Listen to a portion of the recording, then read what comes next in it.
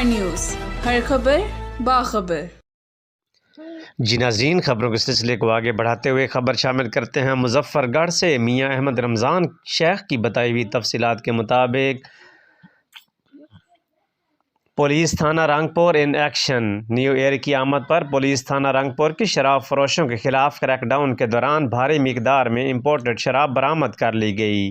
S H O تھانہ رنگپور سب inspector Javed Iqbal مقول اور ان کی ٹیم ASI شاہد نذیر، ہیڈ مہرہ رانا حنیف، شوکت علی، ملک فیاض کی کاوشوں سے بدنام زمانہ شراب فروش ظفر اقبال مسیح سے امپورٹڈ شراب کی بوتلیں برآمد کر کے مقدمہ درج کر لیا گیا اور ملزم کو تھانہ حوالات میں بند کر دیا گیا۔